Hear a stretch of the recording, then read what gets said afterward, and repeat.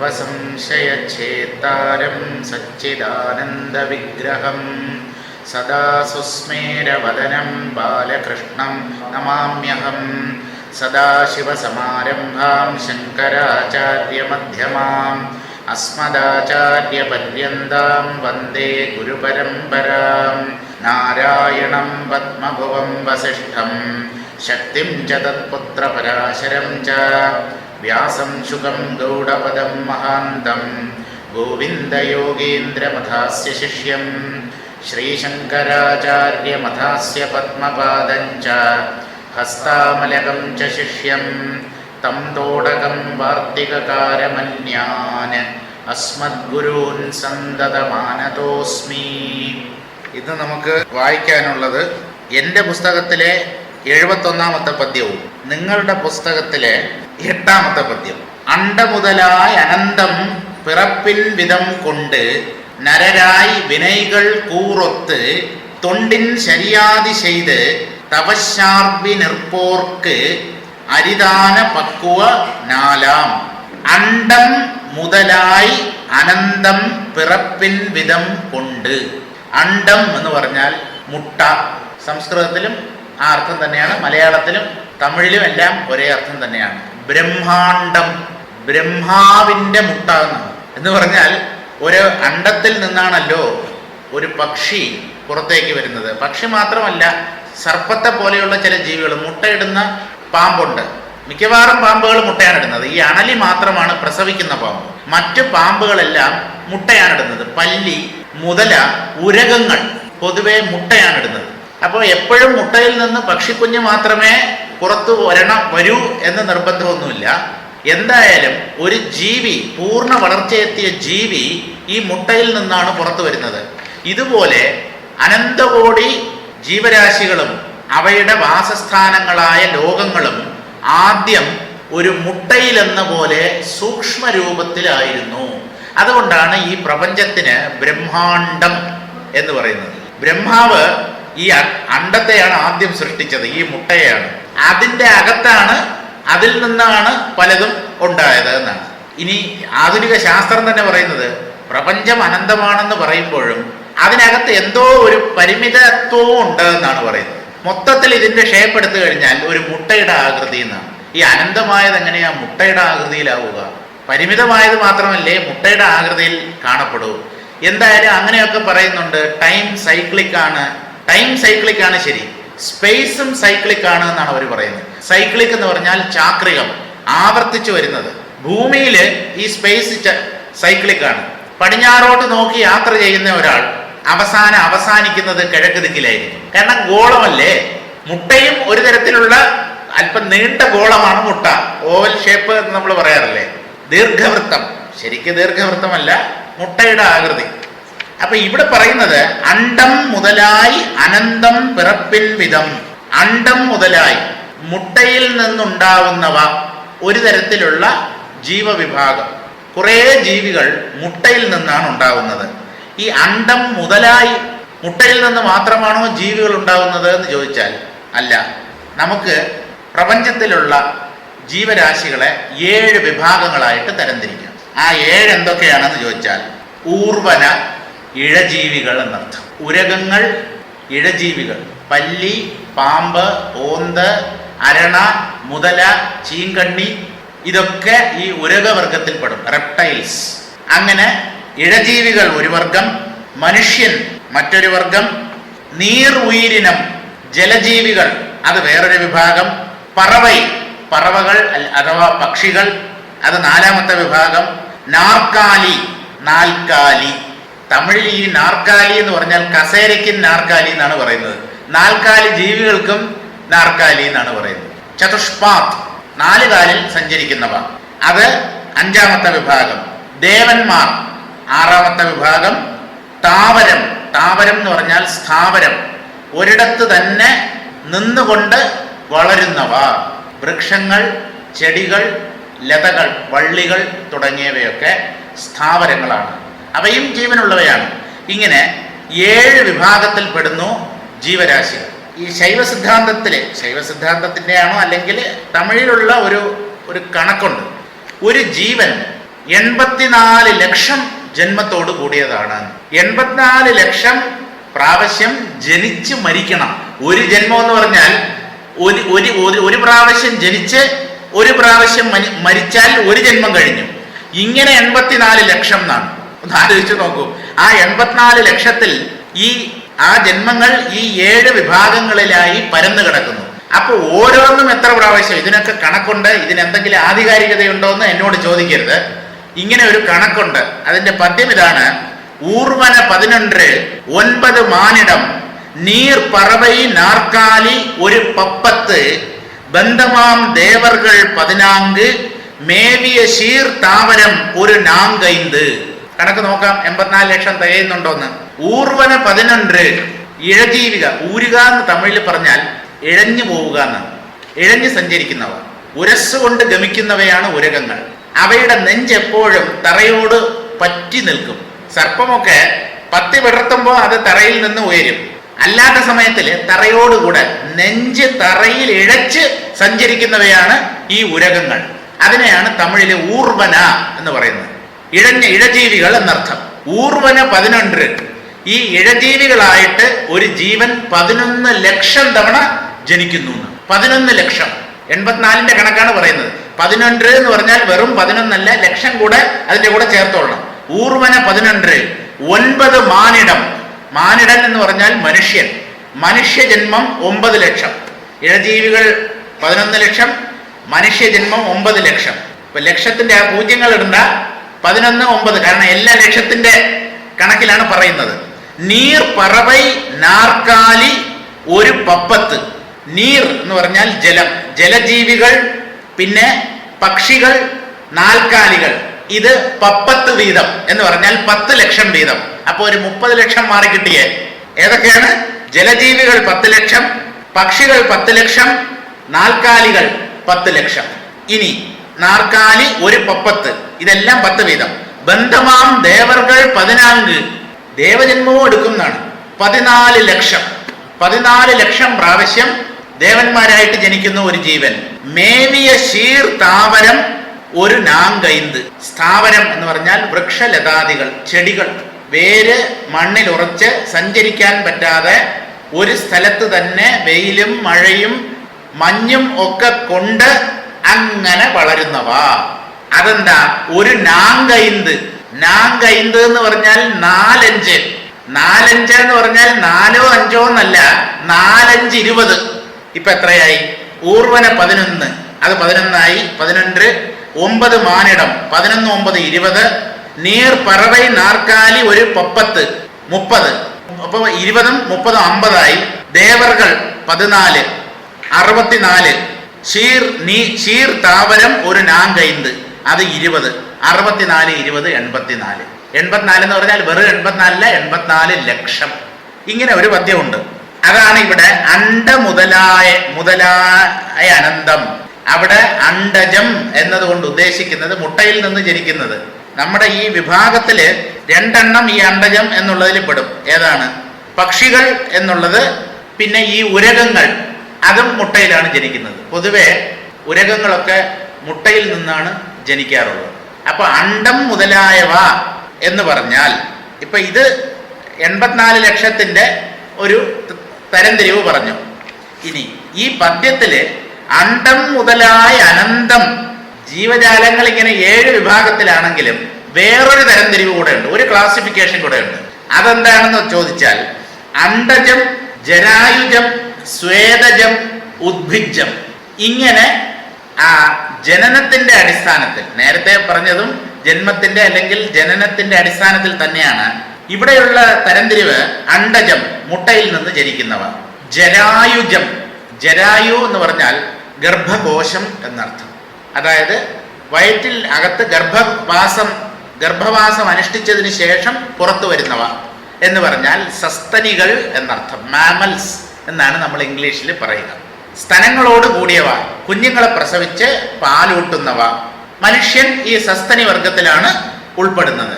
അതാണ് ജരായുജം.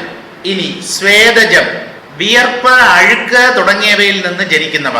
പേൻ, ചെള്ള്, അങ്ങനെയുള്ള ക്ഷുദ്രജീവികളുണ്ടല്ലോ, കൃമി കീടങ്ങൾ, പശുവിൻ്റെയും എരുമയുടെയും ഒക്കെ പുറത്ത്, അതായത് വൃത്തിഹീനമായ അന്തരീക്ഷത്തിൽ താമസിക്കുന്ന അല്ലെങ്കിൽ വസിക്കുന്ന ജീവികളുടെ പുറത്ത് കൃമികീടങ്ങളുണ്ട്. അവ എവിടുന്നാ വരുന്നത്? അതിൻ്റെ തന്നെ ആ പുറത്ത് പറ്റിയിരിക്കുന്ന അഴുക്കിൽ നിന്നോ അല്ലെങ്കിൽ വിയർപ്പിൽ നിന്നോ. അപ്പോൾ വിയർപ്പിൽ നിന്ന് ജനിക്കുന്നതാണ് സ്വേദജം. രോഗാണുക്കൾ വരാറില്ലേ? നമ്മുടെ ശരീരം വിയർപ്പ് കൊണ്ട് മലിനമാകുമ്പോൾ ആ വിയർപ്പിൽ നിന്ന് രോഗാണുക്കൾ ഉണ്ടാവും. നമ്മൾ ഫംഗൽ ഇൻഫെക്ഷൻ, ഫംഗസ്, പൂപ്പൽ എന്നൊക്കെ പറയുന്നില്ല, അതൊക്കെ ഒരു തരത്തിലുള്ള വിയർപ്പ്, നനവ് അതിൽ നിന്നുണ്ടാവുന്നതാണ്. അതാണ് സ്വേദജം. ഇനിയുള്ളത് ഉദ്ഭിജം, ഉദ്ഭേദിക്കുക, ഭൂമിയെ പിളർന്നുകൊണ്ട് മുകളിലേക്ക് വരിക. അതാണ് വൃക്ഷലതാദികൾ. അതിൻ്റെ വിത്ത് നമ്മൾ ഇടുന്നു. ഈ ചെമ്പരത്തി പോലുള്ളതിന് വിത്തില്ലല്ലോ, അതിൻ്റെ കൊമ്പ് മുറിച്ചാണല്ലോ നടുന്നത്. അതും ഈ ഉദ്ഭിജം എന്നുള്ളതിൽ ഉൾപ്പെടുത്താം. ചിലതിൻ്റെയൊക്കെ കൊമ്പ് മുറിച്ച്, മുരിങ്ങ, ചെമ്പരത്തി, മുല്ല ഇതുപോലുള്ളതൊക്കെ അതിൻ്റെ ഒരു ശാഖയോ കൊമ്പോ മുറിച്ച് വെച്ച് കഴിഞ്ഞാൽ അതൊരു പുതിയ സസ്യമായി, സ്വതന്ത്ര സസ്യമായി വളർന്നുകൊള്ളും. എന്നാലും പൊതുവേ സസ്യങ്ങൾ വിത്തിൽ നിന്നാണ് ഉണ്ടാവുന്നത്. അതാണ് ഉദ്ഭിജം. ഇങ്ങനെ 4 തരംതിരിവ്: അണ്ഡജം, ജരായുജം, സ്വേദജം, ഉദ്ഭിജം. അണ്ഡ മുതലായ എന്ന് പറഞ്ഞാൽ ഈ 4 തരത്തെയാണ് പറയുന്നത്. പിന്നെ ആ സന്ദർഭവശാൽ ഞാൻ 84 ലക്ഷം, അവിടെ 7 തരത്തിലുള്ള തരംതിരിവാണ്. അത് പറഞ്ഞേ ഉള്ളൂ. ഈ പദ്യത്തിൽ യോജിക്കുന്നത് അണ്ഡം മുതലായവ എന്ന് പറഞ്ഞാൽ അണ്ഡജം, സ്വേദജം, ജരായുജം, ഉദ്ഭിജം. ഇങ്ങനെയുള്ള 4 വിഭാഗത്തിൽ അനന്തം പിറപ്പിൻ വിധം ജന്മങ്ങൾ അനന്തമാണ്. വിഭാഗം 4 ഉള്ളുവെങ്കിലും ഓരോ വിഭാഗത്തിലും എത്ര പ്രാവശ്യം ഒരു ജീവൻ ജനിച്ചു മരിക്കുന്നു? അനന്തം. നേരത്തെ 84 ലക്ഷം എന്ന് പറഞ്ഞു, ഇപ്പൊ അനന്തം എന്ന് പറയുന്നു. ആർക്കറിയാം ഈ മായയുടെ കണക്ക്? 84 ലക്ഷം എന്നുള്ളത് തമിഴിലെ ഒരു സിദ്ധൻ പറഞ്ഞിട്ടുള്ളതാണ്. ജന്മങ്ങൾ അനന്തം എന്നാണ് വേദാന്ത ശാസ്ത്രം പറയുന്നത്. 84 ലക്ഷം എന്ന് പറഞ്ഞാൽ അതിനെ നമുക്ക് ഒരു അനന്തമായിട്ട് പരിഗണിക്കാം. പിറപ്പിൻ വിധം കൊണ്ട് ഇങ്ങനെ പല പ്രാവശ്യം ജനിച്ച് അവസാനം എന്താ? നരരായി വിനയികൾ കൂറൊത്ത്, അവസാനമാണ് നരന്മാരായി ജനിക്കുന്നത്. വിനയ് എന്ന് പറഞ്ഞാൽ കർമ്മഫലം. വിന, ഇതെന്തൊരു വിനയാണപ്പാ? ആ വിനയല്ല, അതും ശരി തന്നെയാണ്, കർമ്മഫലമാണ്. ഇതെന്ത് ഇങ്ങനെ ഒരു ഇതൊരു വലിയ വിനയായല്ലോ എന്ന് പറഞ്ഞാൽ പണ്ട് ചെയ്ത ദുഷ്കർമ്മത്തിന്റെ ഫലം, അതാണ് വിന. പക്ഷേ വിന എന്നുള്ള വാക്കിന് കർമ്മം എന്ന് മാത്രമേ അർത്ഥമുള്ളൂ. ഞാൻ വീണ്ടും മലയാളം ഗ്രാമറിലേക്ക് വരട്ടെ. പേരച്ചം, വിനയച്ചം. മലയാളം ഗ്രാമർ പഠിച്ചിട്ടുള്ളവർക്കറിയാം. വിനയച്ചം എന്ന് പറഞ്ഞാൽ, എച്ചം എന്ന് പറഞ്ഞാൽ പറ്റുന്നത്, ഒട്ടി നിൽക്കുന്നത്. വിനയെ ഒട്ടി നിൽക്കുന്നത് ഒരു കർമ്മം അഥവാ ക്രിയ, ക്രിയയിൽ ചെന്ന് പറ്റുന്നത്. കൊടുത്ത് അയച്ചു, കണ്ട് മടങ്ങി, സംസാരിച്ച് തീർത്തു, കേട്ട് കഴിഞ്ഞു. അപ്പോ കേട്ട്, കൊടുത്ത് എന്നുള്ളതിനെയൊക്കെ തുടർന്ന് ഒരു പൂർണ്ണക്രിയ വരും. ഒരു പൂർണ്ണക്രിയയിൽ ചെന്ന് അവസാനിക്കുന്ന അപൂർണ ക്രിയകളെയാണ് വിനയച്ചം, വിനയച്ചം എന്ന് പറയുന്നത്. അതൊന്നും നമ്മുടെ വിഷയമല്ല, എന്നാലും അത് പറയാതെ പോകാൻ തോന്നുന്നില്ല, അതുകൊണ്ട് പറഞ്ഞു. അപ്പൊ അനന്തമാണ് ജന്മങ്ങൾ. നരരായി വിനയികൾ കൂറൊത്ത്, ഈ കർമ്മഫലങ്ങളുടെ കൂട്ടം. നമ്മൾ നല്ലതും ചെയ്തിട്ടുണ്ടാവും, മോശമായ പ്രവൃത്തിയും ചെയ്തിട്ടുണ്ടാവും, സത്കർമ്മവും ഉണ്ടാവും, ദുഷ്കർമ്മവും ഉണ്ടാവും, അഥവാ പുണ്യപാപങ്ങൾ. ഈ പുണ്യവും പാപവും തുല്യമാകുമ്പോഴാണ് മനുഷ്യജന്മം കിട്ടുന്നത്. പുണ്യം കൂടുതലായാൽ ദേവന്മാരായി ജനിക്കും, പാപം കൂടുതലായാൽ മനുഷ്യരെക്കാൾ താണ പക്ഷി, മൃഗം, കൃമി, കീടം, സസ്യം, ലത ഇങ്ങനെയുള്ള വിഭാഗത്തിലായിരിക്കും. അപ്പൊ മനുഷ്യജന്മം എന്ന് പറയുന്നതിന്റെ നടുക്കുള്ളതാണ്. പുണ്യപാപങ്ങൾ സമമായി തീരുമ്പോഴാണ് മനുഷ്യജന്മം സിദ്ധിക്കുന്നത്. നരരായി വിനയികൾ കൂറൊത്ത്, കർമ്മഫലം തുല്യമാകുമ്പോൾ എന്ന് പറഞ്ഞാൽ പുണ്യപാപങ്ങളുടെ തോത് തുല്യമാകുമ്പോഴാണ് മനുഷ്യരായി ജനിക്കുന്നത്. ഈ മനുഷ്യജന്മത്തിലാണ് മോക്ഷത്തിനുള്ള ഏറ്റവും കൂടുതൽ സാധ്യത. ഈ ദേവന്മാരുടെ ജന്മത്തിലല്ലേ?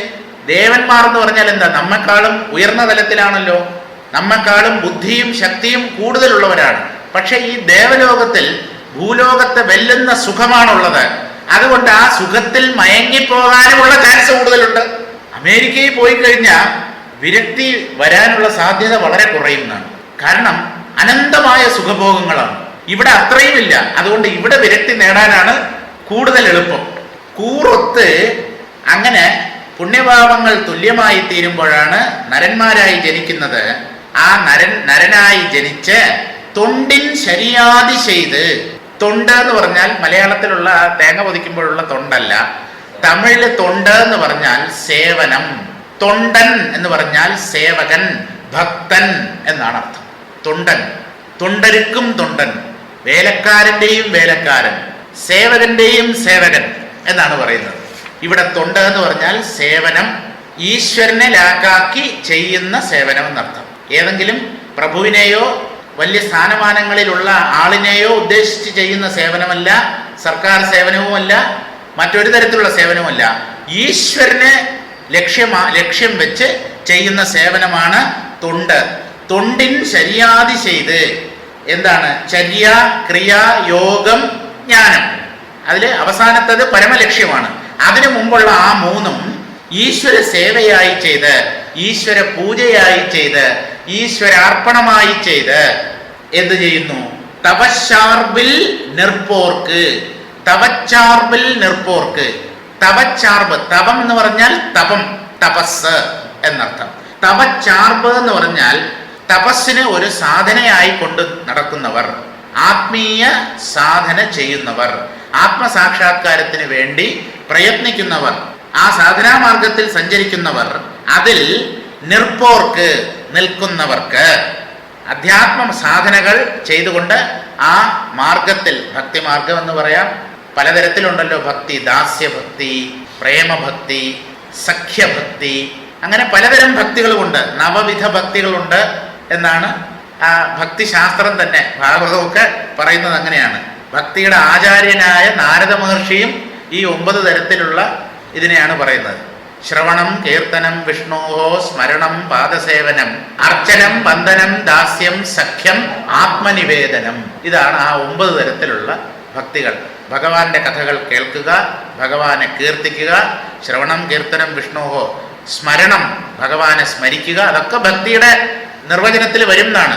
സ്മരണം, പാദസേവനം, ഭഗവത് പാദങ്ങളെ സേവിക്കുക, അല്ലെങ്കിൽ ഭഗവത് ദർശനം നേടിയ മഹാത്മാക്കളുടെ പാദങ്ങളെ സേവിക്കുക. സ്മരണം, കീർത്തനം, വിഷ്ണോഹോ, ശ്രവണം, കീർത്തനം, വിഷ്ണോഹോ, സ്മരണം, പാദസേവനം, അർച്ചനം, വന്ദനം, ദാസ്യം, ഭഗവാനെ അർച്ചിക്കുക, വന്ദിക്കുക, നമസ്കരിക്കുക, ഭഗവാന്റെ ദാസനാണെന്നുള്ള ഭാവം സദാ നിലനിർത്തുക. എല്ലാ ജീവികളിലും ഭഗവാൻ കുടികൊള്ളുന്നത് കൊണ്ട് എല്ലാവരുടെയും ദാസനാണ് ഞാൻ, ആർക്കും എന്ത് സേവനവും പ്രതിഫലം കൂടാതെ ചെയ്യാൻ ഞാൻ തയ്യാറാകണം എന്നുള്ള ഭാവത്തോടു കൂടി സേവനം അനുഷ്ഠിക്കുക. ഇതൊക്കെ എന്തിനാ?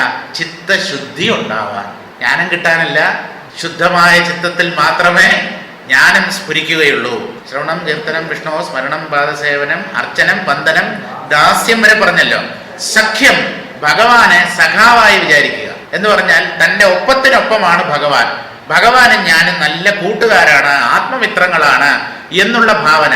ഞങ്ങൾ എപ്പോഴും ഒരുമിച്ചാണ്. എനിക്കറിയാം എൻ്റെ കൂടെ നടക്കുന്ന ഭഗവാനെ, പക്ഷെ മറ്റുള്ളവർക്ക് അറിയില്ല. അദ്ദേഹം അദൃശ്യനായി എൻ്റെ സഖാവായി എൻ്റെ ഒപ്പം എപ്പോഴും ഉണ്ട്. അപ്പൊ ഞാൻ എന്തിനെയാ പേടിക്കേണ്ടത്? എനിക്ക് എന്തെങ്കിലും പ്രശ്നമുണ്ടെങ്കിൽ അദ്ദേഹത്തിൻ്റെ അടുത്ത് പറഞ്ഞാൽ പോരെ, വേറൊരാളുടെ അടുത്ത് എന്ന് എന്തിനു പറയണം?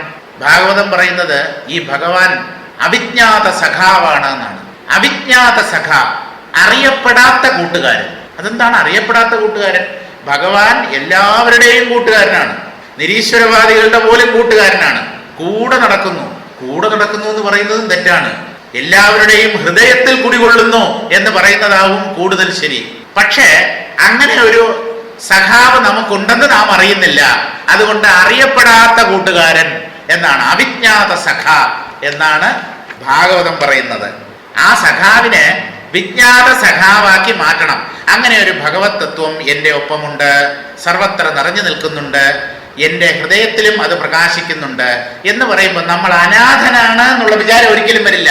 ഞാൻ ഒറ്റയ്ക്കാണ്, ഏകാന്തതയിൽ കഴിയുന്നവനാണ്, ആരോരുമില്ലാത്തവനാണ്, ഇങ്ങനെയുള്ള ചിന്തയൊന്നും വരില്ല.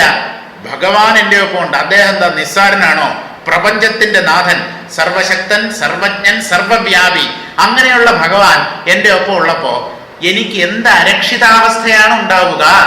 അതുകൊണ്ട് ഞാൻ ഒരിക്കലും തളരില്ല, കുലുങ്ങില്ല, താഴെ വീണുപോവില്ല എന്നൊരു, അതൊക്കെ മനസ്സിന് ബലം ഉണ്ടാക്കാൻ വേണ്ടിയാണ്, മനോബലം നേടാനാണ് ഇങ്ങനെയുള്ള ഭാവനകൾ.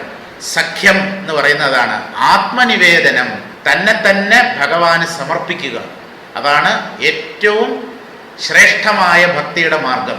ഞാനില്ല, അങ്ങ് മാത്രമേ ഉള്ളൂ, എന്നെ ഞാൻ അങ്ങേക്ക് സമർപ്പിച്ചിരിക്കുന്നു, അങ്ങെടുത്ത് ഭക്ഷിച്ചോളൂ, അങ്ങയുടെ ആഹാരമാണ് ഞാൻ. ഈ അഹങ്കാരത്തെ നിലനിർത്തുന്നതാണ് എൻ്റെ സകല ദുഃഖങ്ങൾക്കും കാരണം. ഭഗവാനെ എന്നെ അങ്ങ് എടുത്തേക്കൂ എന്ന് പ്രാർത്ഥിക്കണം. എടുത്തേക്കൂ എന്ന് പറഞ്ഞാൽ എൻ്റെ പ്രാണൻ എടുക്കണം എന്നല്ല, ഉള്ളിലുള്ള അഹങ്കാരത്തെ, ഉള്ളിലുള്ള അങ്ങ് തന്നെ ഉള്ളിലിരുന്ന് പിൻവലിക്കൂ. കാരണം ആ സത്യത്തിൽ നിന്ന് പ്രകടമായതാണല്ലോ ഈ അഹങ്കാരം. അപ്പോ അതിനെ പിൻവലിക്കാൻ ആർക്കാണ് ശക്തി ഉണ്ടാവുക? ആ അധിഷ്ഠാനമായ സത്യത്തിന് തന്നെ. അത് വേണം ഈ അഹങ്കാരത്തെ ഉള്ളിൽ നിന്ന് തന്നിലേക്ക് വലിച്ച് സംലയിപ്പിക്കാൻ. തൊണ്ടിൻ ശരിയാതി ചെയ്ത് തവച്ചാർബിൽ നിർപ്പോർക്ക്. തപസ് എന്നുള്ള സാധന അല്ലെങ്കിൽ ആത്മീയ സാധനയിൽ നിൽക്കുന്നവർക്ക് അരിതാന പക്വം 4 ആം. അരിത് എന്ന് പറഞ്ഞാൽ അപൂർവം, ദുർലഭം എന്നർത്ഥം. അരിതാന പക്വം, പക്വത. അവിടെ പക്വത എന്നതുകൊണ്ട് ഉദ്ദേശിക്കുന്നത് ഏറ്റവും വലിയ പക്വത ഏതാണ്? മുക്തി. അതിനപ്പുറം പക്വത വർദ്ധിക്കാനില്ല. ആ ശ്രേഷ്ഠമായ പക്വതകൾ 4 മുക്തി എന്നല്ല ഇവിടെ നമുക്ക് അതിൻ്റെ അർത്ഥം പറയുന്നത് വൈരാഗ്യം. അതാണ് ശരിക്കും പക്വത എന്നതുകൊണ്ട് ഉദ്ദേശിക്കുന്നത്. ആ പക്വത 4 തരത്തിലാണല്ലോ, നമ്മൾ പറഞ്ഞതാണല്ലോ. മന്ദതരം, മന്ദം, തീവ്രം, തീവ്രതരം. ഈ 4 വിധ വൈരാഗ്യവും അല്ലെങ്കിൽ വിരക്തിയും ആർക്കാ? ഇങ്ങനെ അപൂർവമായി കിട്ടുന്ന മനുഷ്യജന്മം. നമ്മൾ വായിച്ചല്ലോ, മനുഷ്യജന്മം എത്രയുണ്ട്? 9 മാനിടം, 9 ലക്ഷം. ഇപ്പൊ 1 ആയുള്ളൂ. നിങ്ങൾക്കറിയാമോ ഇതിനു മുമ്പ് എത്ര പ്രാവശ്യം മനുഷ്യരായിട്ട് ജനിച്ചു എന്ന്? ചിലപ്പോ 8,99,999 കഴിഞ്ഞു കാണും. മനുഷ്യജന്മത്തിൽ അവസാനത്തെ മനുഷ്യജന്മമായിരിക്കും ഇപ്പൊ കിട്ടുന്നത്. ഇത് കഴിഞ്ഞ മനുഷ്യജന്മം കിട്ടാനുള്ള സാധ്യതയില്ല. ബാക്കിയുള്ള നീചജന്മങ്ങളായിരിക്കും ഇനി തുടങ്ങുന്നത്.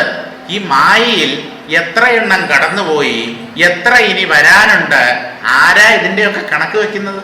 അതുകൊണ്ട് ഇത് അവസാനത്തെ ജന്മം എന്ന് വിചാരിച്ച് സാധനയിൽ ഏർപ്പെട്ടുകൊള്ളുക, തത്വബോധം നേടുക, ഭഗവാനെ കാണാനുള്ള ശ്രമം തീവ്രമാക്കുക. അതാണ് വേണ്ടത് എന്നാണ്. അരിദാന പക്വം 4 തരത്തിലുള്ള പക്വത ഈ മനുഷ്യ ജന്മത്തിലാണ് നമുക്ക് നേടാൻ കഴിയുക. മലയാളം വ്യാഖ്യാനം വായിക്കാം. മുട്ടയിൽ നിന്ന് കീടങ്ങളായി പിറന്ന് ആ വ്യാഖ്യാനത്തോട് എനിക്കങ്ങോട്ട് അത്ര പ്രതിപത്തി തോന്നുന്നില്ല. മുട്ടയിൽ നിന്ന് കീടങ്ങളായി പിറന്ന് അനേക ജന്മങ്ങൾ 4 വക യോനികളായി കഴിഞ്ഞ്, മുട്ടയിൽ നിന്ന് അല്ലാതെയും ജനിക്കാമല്ലോ. ഗർഭകോശത്തിൽ നിന്ന് ജനിക്കാം, വിയർപ്പിൽ നിന്ന് ജനിക്കാം, വിത്തിൽ നിന്നും ജനിക്കാം, ഭൂമി പിളർന്നുകൊണ്ട് മുകളിലേക്ക് വരാം. അതെല്ലാം ജീവനാണ്. വൃക്ഷങ്ങൾ, ലതകൾ, ഇതെല്ലാം ജീവന്റെ ഓരോ തരത്തിലുള്ള പ്രകടനങ്ങളാണ്. ഏറ്റവും പാപം ചെയ്ത ജീവന്മാരാണ് വൃക്ഷലതാദികളായി ജനിക്കുന്നത് എന്നാണ്. കാരണം അവർക്ക് നിന്നേടത്ത് നിൽക്കാനേ പറ്റുമെന്ന്. നല്ല വെയിൽ വരുന്നു, ഈ ചെടിക്ക് ഇറങ്ങി ഓടാൻ പറ്റുമോ? മരങ്ങൾക്ക് ദേശം മാറിപ്പോവാൻ പറ്റുമോ? അതുപോലെ മഞ്ഞ്, മഴ, ഇതൊക്കെ സഹിച്ചോണ്ട് അവിടെ നിൽക്കുകയല്ലേ ഉള്ളൂ. പിന്നെ ആൾക്കാർ വന്ന് തടിവെട്ടും, ഇല പറിക്കും, പൂക്കൾ പറിക്കും, കായ്കളും പഴങ്ങളും ഒക്കെ പറിക്കും. ആ വൃക്ഷ ശരീരത്തിന്റെ ഓരോ അംഗങ്ങളാണത്. നമ്മുടെ ഈ സംസ്കാരമുണ്ടല്ലോ, ഭാരതീയ സംസ്കാരം, നമ്മൾ പൂജാപുഷ്പങ്ങൾ, പൂജയ്ക്കായിട്ട് പൂക്കൾ ചെടിയിൽ നിന്നും പറിച്ചാണല്ലോ കൊണ്ടുവരുന്നത്. ആ പൂച്ചെടിയോട് പ്രാർത്ഥിച്ച് അനുവാദം വാങ്ങിച്ചിട്ടേ പൂ പറിക്കാവൂന്ന്. നിങ്ങൾക്ക് വേറെ എവിടെ കാണാൻ പറ്റും ഇതുപോലെയുള്ള ഒരു ഭാവന? അതിൻ്റെ ശരീരത്തിന്റെ ഒരു ഭാഗമാണ് നമ്മൾ അടർത്തിയെടുക്കുന്നത്. നമുക്ക് പറയാം ഇതുപോലെ എത്രയോ പൂക്കൾ ഇതിനകത്തുണ്ടല്ലോ, അല്ലെങ്കിൽ പൂമൊട്ടുകൾ ഉണ്ടല്ലോ, നാളെ വിരിയുമല്ലോ. എന്നാലും അതിന്റെ ശരീരത്തിൽ നിന്ന് ഒരു രോമം പിഴുതെടുക്കുന്നത് പോലെയല്ലേ അതിന് വേദനിക്കില്ല എന്ന് നിങ്ങൾക്ക് ഉറപ്പുണ്ടോ? ഇതാണ് ചോദ്യം. നമ്മുടെ ഒരു തലയിൽ ഒരു മുടിനാര് അല്ലെങ്കിൽ രോമം പിഴുതെടുത്താൽ വേദനിക്കില്ലേ? മുടി മുറിച്ചാൽ വേദനിക്കില്ല, പിടിച്ച് വലിച്ചാൽ ആ വേദന അനുഭവപ്പെടില്ലേ? ഇതുപോലെ തന്നെ. അപ്പൊ ഇനി നാളെ മുതൽ കത്രിക കൊണ്ട് പൂക്കളെ മുറിച്ചെടുക്കാൻ, പറിച്ചെടുക്കണ്ട എന്നൊന്നും വിചാരിക്കണ്ട. അതിന്റെ ശരീര അംഗമാണ്. അതുകൊണ്ട് ആ പൂച്ചെടിയുടെ അടുത്ത് നിന്ന്, പൂച്ചെടിയാണെങ്കിലും തുളസി, ബിൽവം, ഇങ്ങനെയുള്ള ദളങ്ങൾ ഇലകളോ പൂക്കളോ പൂമൊട്ടുകളോ എന്ത് തന്നെയായാലും, ചന്ദനത്തിന്റെ ഒക്കെ ആണെങ്കിൽ ചന്ദന തടിയാണ് നമ്മൾ മുറിച്ചെടുക്കുക ചന്ദനം അരയ്ക്കാൻ വേണ്ടി. അപ്പൊ അങ്ങനെയുള്ള കാര്യങ്ങൾ ചെയ്യുമ്പോൾ ആ വൃക്ഷത്തിന്റെ അടുത്ത് ചെന്ന് ഭഗവാന്റെ പൂജയ്ക്ക് വേണ്ടിയാണ് നിന്നെ ഞാൻ ഹിംസിക്കുന്നത്, എന്നോട് ക്ഷമിക്കണേ എന്നൊരു ക്ഷമായാചനം നടത്തിയതിന് ശേഷം മാത്രമേ ആ പൂക്കളോ ഇലകളോ പറിക്കാവൂന്ന്. ഈ ഭാവം എന്തിനാണത്? അതിന് വേദനിക്കുന്നു? ഇതൊന്നുമല്ല. നമ്മുടെ ലക്ഷ്യം വളരെ ഉദാത്തമായ ഒന്നാണ്. പരിശുദ്ധമായ ഒരു ലക്ഷ്യത്തിന് വേണ്ടിയാണ് നമ്മൾ ഇത് ചെയ്യുന്നത്. അത് മാത്രമല്ല, അത് ജീവനുള്ള ഒന്നാണ് എന്നും നാം അംഗീകരിക്കുന്നു. അതിനും വേദനിക്കും. പക്ഷേ അതിനെ വേദനിപ്പിക്കാതെ നമുക്ക് പൂക്കളോ ഇലകളോ പറിക്കാൻ പറ്റില്ല. അപ്പോ അതിനെ ഒരാളായി, ഒരു ജീവനായി നമ്മൾ മതിക്കുകയാണ് ചെയ്യുന്നത്. അവിടെയാണ് അതിന്റെ ശ്രേഷ്ഠത നാം മനസ്സിലാക്കേണ്ടത്. അപ്പൊ ഇവിടെ അനേക ജന്മങ്ങൾ 4 വക യോനികളായി കഴിഞ്ഞ്, അതാണ് ഞാൻ പറഞ്ഞത്, അണ്ടജം, ജരായുജം, സ്വേദജം, ഉദ്ഭിജം. ഈ 4 തരം ജന്മങ്ങളിൽ കഴിഞ്ഞ് ഒടുവിൽ ഒരാത്മാവിന് നരജന്മം ലഭിക്കുന്നു.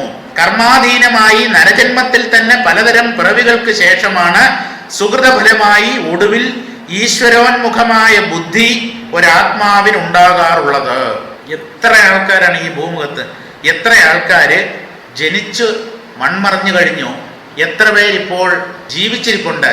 ഇനി എത്ര പേർ ജനിക്കാനുണ്ട്? ഇതിൽ എത്ര പേരാണ് സാക്ഷാത്കാരം നേടുന്നത്? വളരെ ചുരുക്കം. എണ്ണിയാൽ ഒരു 2 അക്ക സംഖ്യയിൽ ഒതുങ്ങും. മൊത്തം ഇന്നേ വരെ ഈ ഭൂമുഖത്ത് ഉണ്ടായിട്ടുള്ള മഹാത്മാക്കൾ, ജ്ഞാനികൾ, ഇവരുടെ കണക്കെടുത്താൽ 2 അക്കം ഏറ്റവും വലുതേതാ? 99. അതിന് താഴെ നിൽക്കും. പരമാവധി അത്രയൊക്കെ പോകും. എത്ര കോടി ഇപ്പൊ തന്നെ ജീവിച്ചിരിക്കുന്നതിൽ 700 750 കോടി, എനിക്ക് കൃത്യമായ കണക്കറിയില്ല. 700 കോടി. ഇതുപോലെ എത്ര കോടി മരിച്ചു കഴിഞ്ഞു? ഇനി എത്ര കോടി വരാനുണ്ട്? അതില് 100-ന് താഴെയേ ഉള്ളൂ ജ്ഞാനികളുടെ എണ്ണം. അപ്പൊ അത് എത്ര ദുർലഭമാണ് ആ ജ്ഞാനം എന്നുള്ളത് ആലോചിച്ച് നോക്കൂ. അങ്ങനെ സുഹൃതം കൊണ്ടാണ് മനുഷ്യജന്മം കിട്ടുന്നത്. അതിൽ തന്നെ അങ്ങേയറ്റത്തെ സുഹൃതം കൊണ്ടാണ് ഈശ്വര സാക്ഷാത്കാരത്തിന് വേണ്ടി പ്രയത്നിക്കണം എന്നുള്ള ഒരു ബുദ്ധി ഒരു ജീവനിൽ ഉദിക്കുന്നത്. അതുമുതൽ സുഖലാഭ ലക്ഷ്യത്തോടെ ചര്യാക്രിയാദി അനുഷ്ഠാനങ്ങളിലും തപങ്ങളിലും എന്ന് പറഞ്ഞാൽ തപസ്സുകളിലും അവൻ ഏർപ്പെടുന്നു. നല്ലത് ചെയ്യണം എന്ന് തോന്നുന്നത് പുണ്യ കർമ്മത്തിന്റെ ഫലമാണ്. നല്ലത് ചെയ്യുന്നത് പുണ്യം എന്ന് നമ്മൾ പറയും. നല്ലത് ചെയ്യാൻ തോന്നുക എന്നുള്ളത് തന്നെ പുണ്യമാണ്. പണ്ട് ചെയ്ത പുണ്യത്തിന്റെ സ്വാധീനം കൊണ്ടാണ് നല്ലത് ചെയ്യണം എന്ന ചിന്ത ഒരാളുടെ ഉള്ളിലുണ്ടാവും. അങ്ങനെയാണ് അയാൾ നന്മ ചെയ്യുന്നത്. ആ നന്മ ചെയ്ത് ആ നന്മയുടെ ഫലം അയാൾ നേടുകയും ചെയ്യുന്നു.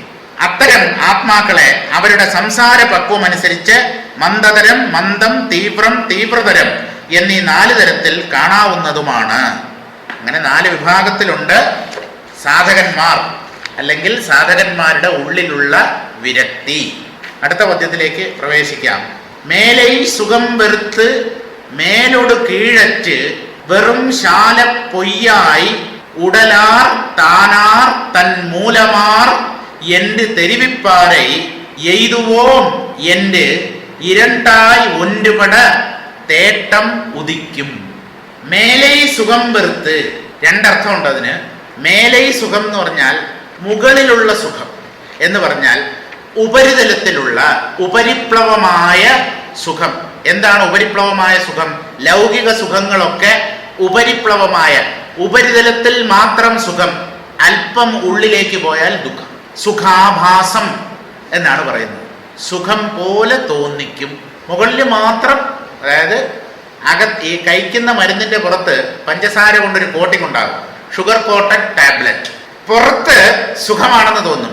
ആ പുറത്തുള്ള മധുരം അല്പം അലിഞ്ഞ് പോയി കഴിഞ്ഞാൽ അതിൻ്റെ അകത്ത് അസഹനീയമായ കയ്പാണ്. എന്താണ്? വിഷയസുഖങ്ങളുടെ സ്ഥിതി ഇതാണ്. എന്നും ഇവ നമ്മെ സുഖിപ്പിച്ചുകൊണ്ടിരിക്കും എന്ന് കരുതാൻ നിവൃത്തിയില്ല. ഇവിടെ മേലൈ സുഖം എന്ന് പറഞ്ഞാൽ ഉപരിപ്ലവമായ സുഖം, ഉപരിപ്ലവങ്ങളായ ലൗകിക സുഖങ്ങൾ എന്നൊരർത്ഥം പറയാം.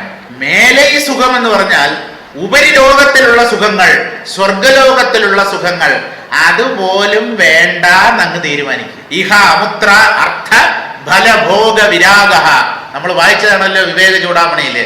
ഇഹലോകത്തിലുള്ള സുഖങ്ങൾ നമുക്കറിയാം, ഉപരിലോകത്തിലുള്ള സ്വർഗം തുടങ്ങിയ ലോകങ്ങളിലുള്ള സുഖം നമുക്കറിയില്ല. പക്ഷേ ശാസ്ത്രങ്ങൾ പറയുന്നത് അങ്ങനെയുള്ള സുഖം ഈ ഭൂമിയിൽ ഇല്ല എന്നാണ്. പക്ഷെ അതിന് അല്പം പ്രയാസമുണ്ട് ആ സുഖങ്ങൾ അനുഭവിക്കാൻ. ഉപരിലോകങ്ങളിലുള്ള സുഖവും വേണ്ട, അതാണ് തീവ്ര വിരക്തി. ചിലര് ഇഹലോകത്തിലുള്ള സുഖങ്ങൾ വേണ്ട. കാരണം ഇവിടെ നമുക്ക് ശാശ്വതമായിട്ട് സുഖമൊന്നും അനുഭവിക്കാൻ പറ്റില്ല എന്നുള്ളത് ലോകത്തെ കണ്ണ് തുറന്ന് നോക്കുന്നവർക്ക് മനസ്സിലാകും. കുറേയൊക്കെ സ്വാനുഭവം കൊണ്ടും അത് മനസ്സിലാകും. പക്ഷേ സ്വർഗലോകത്തിൽ അങ്ങനെയല്ല, പറ്റാത്ത സുഖമാണ്, എന്നും നിലനിൽക്കുന്ന സുഖമാണ്. അവിടെ ഇന്ദ്രിയങ്ങൾക്ക് ക്ഷയം സംഭവിക്കുന്നില്ല. കാരണം സൂക്ഷ്മ ശരീരികളാണ് ദേവന്മാർ. ഇവിടെ കണ്ണുകൊണ്ട് കണ്ട് കണ്ണിന്റെ കാഴ്ച പോകും, ചെവി കൊണ്ട് കേട്ട് കേട്ട് കേട്ട് ചെവിയുടെ ശ്രവണശക്തി നഷ്ടമാവും. അവിടെ അങ്ങനെയുള്ള സ്ഥൂല ശരീരാനുഭവമല്ല, സൂക്ഷ്മ ശരീരത്തിലുള്ള അനുഭവമാണ്. അതുകൊണ്ട് എത്ര അനുഭവിച്ചാലും ശരീരത്തിന് ക്ഷീണം തട്ടില്ല, ക്ലേശം തട്ടില്ല. അതുകൊണ്ട് ഇവിടെയുള്ളത് വേണ്ട, അത് മതി എന്ന് വിചാരിക്കും. പക്ഷെ അതും വിരക്തിയുടെ ലക്ഷണമല്ല. ഇഹലോകത്തിലുള്ള സുഖഭോഗങ്ങളും വേണ്ട, സ്വർഗാദി ലോകങ്ങളിലുള്ള സുഖങ്ങളും വേണ്ട. മേലെ സുഖം വെറുത്ത്, ആ സുഖങ്ങളിലൊക്കെ ഒരു വെറുപ്പ് തോന്നി എന്ന് പറഞ്ഞാൽ വിരക്തി തോന്നി, അത് വേണ്ട എന്ന് തീരുമാനിച്ച് മേലൊട് കീഴറ്റ്, മേലൊട് കീഴ്, മേലെന്ന് പറഞ്ഞാൽ ഉപരിലോകം അല്ലെങ്കിൽ പരലോകം, കീഴെന്ന് പറഞ്ഞാൽ താഴെ ഇവിടെയുള്ളത് ഇഹലോകം. ഇഹലോകത്തിലും പരലോകത്തിലും അറ്റ്, അത് രണ്ടും വേണ്ട എന്ന് തീരുമാനിക്കുക. അത് തന്നെയല്ലേ മേലെ സുഖം വെറുത്ത് എന്ന് പറഞ്ഞു. മേലെ സുഖം വെറുത്ത് എന്ന് പറഞ്ഞാൽ ഊർധ്വലോകങ്ങളിലുള്ള സുഖത്തെ ഉപേക്ഷിച്ചിട്ട്, അതുപോലെ ഇഹം പരം, ഇഹലോകമല്ലാത്തത് പരലോകം, അങ്ങനെ ഏത് ലോകത്തിലുള്ള ഏത് സുഖവും എനിക്ക് വേണ്ട. അതായത് തീവ്ര വിരക്തി അല്ലെങ്കിൽ തീവ്രതര വിരക്തി. മേലോട് കീഴറ്റ്, അതൊന്നും വേണ്ട, അവയിലുള്ള ആശയൊക്കെ അറ്റ്. വെറും ശാല പൊയ്യായി, ശാല വെറും പൊയ്യായി.